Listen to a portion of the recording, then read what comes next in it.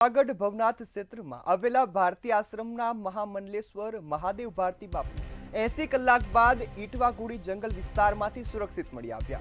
તેમને તરત જ સારવાર માટે જૂનાગઢની સિવિલ હોસ્પિટલમાં ખસેડવામાં આવ્યા, જ્યાં તેમની શોધમાં જે અનેક આશ્રમના મહંતો છે તે પણ લાગ્યા હતા।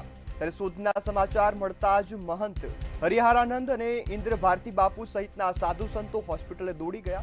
મહાદેવ ભારતી બાપુ 2 નવેમ્બરથી વહેલી સવારથી ગુમ થયા।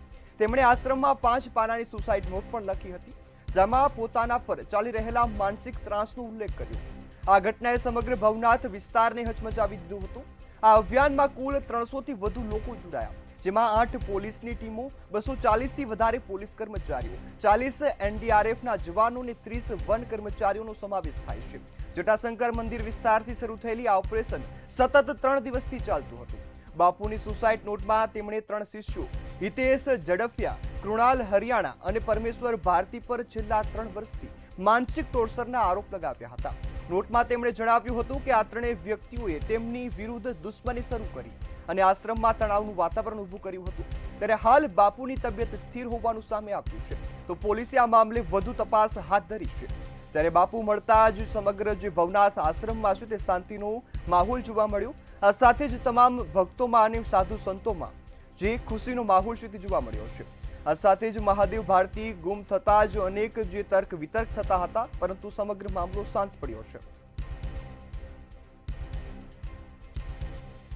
આજ મુદ્દા પર ચર્ચા કરવા માટે આપણી સાથે સામાજિક અગ્રણી ભાવેશ વેકરિયા જોડાયા છે। મહાદેવ ભારતી બાપુ 11 વહેલી સવારે એટલે કે 2 તારીખે વહેલી સવારે લગભગ 3, 3:30 કે 4 વાગ્યાની આજુબાજુમાં ગુમ થયેલા, એટલે પોતાની રીતે જંગલમાં ચાલ્યા ગયેલા એવી એમને સુસાઇડ નોટમાં જણાવેલું। સુસાઇડ નોટ પછી પોલીસનું ઇન્વેસ્ટિગેશનમાં ઘણા બધી વિષયો બહાર આવ્યા અને બાપુ આજે સવારે લગભગ 10-11 વાગ્યાની આજુબાજુ ઇટવા ઘોડીની પાસેથી મળી ગયા એવા છે। કેમ કે છેલ્લા 4 દિવસથી લગભગ 300 થી વધારે પોલીસો બાપુને શોધી રહ્યા હતા।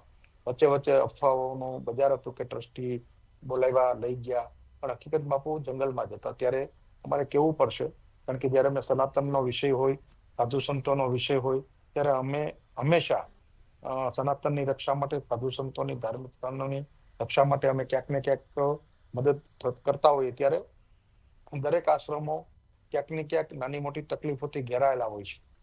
ત્યારે અમે દરેક સાધુ સંતોને એક અપીલ કરીએ છીએ કે તમે એવું કોઈ પણ વિચાર્યા વગરનું પગલું ન ભરો, જેના કારણે સમાજમાં સનાતનની બદનામી થાય, સાધુ સંતોની બદનામી થાય અને લોકોનો આપણા ઉપરથી વિશ્વાસ ઉઠી જાય। આવનારા સમયમાં આવા દરેક આશ્રમોને, દરેક સાધુ સંતોને અમે અપીલ કરીએ છીએ।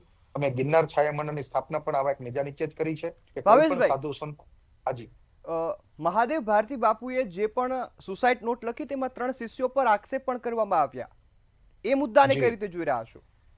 હા, ક્યાંક ને ક્યાંક નાનો મોટો આવા વિષયો છેલ્લા 8-10 વર્ષથી દરેક આશ્રમોમાં બહાર આવી રહ્યા છે।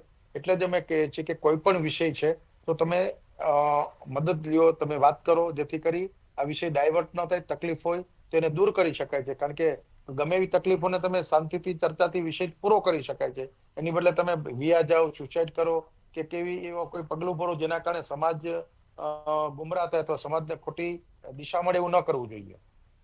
જી બિલકુલ જી ભાવેશભાઈ, આ સાથે વાત કરીએ તો જ્યારે પણ મહાદેવ ભારતી બાપુ આશ્રમ છોડીને ચાલ્યા ગયા, સુસાઇડ નોટ મળી, તમામ સાધુ સંતોમાં એક દુઃખનું વાતાવરણ હતું। ત્યારે હવે મળવાના સમાચાર મળતા કેવું વાતાવરણ? અત્યારે બધા આનંદમાં છે, કારણ કે કોઈ પણ માણસ સુસાઇડ કરી લે અથવા એની સાથે કોઈ અઘટિત ઘટના ઘટી જાય તો એ આપણા સમાજ માટે ખૂબ ખરાબ વાત કહેવાય। એવી પરિસ્થિતિમાં પોલીસે જે છેલ્લા 4 દિવસથી ટીમ બનાવી અને શોધ કરી બદલ જુનાગઢ એસપી, જુનાગઢ સમગ્ર પોલીસ તંત્ર અને વહીવટી તંત્રને પણ અભિનંદન આપીએ છીએ।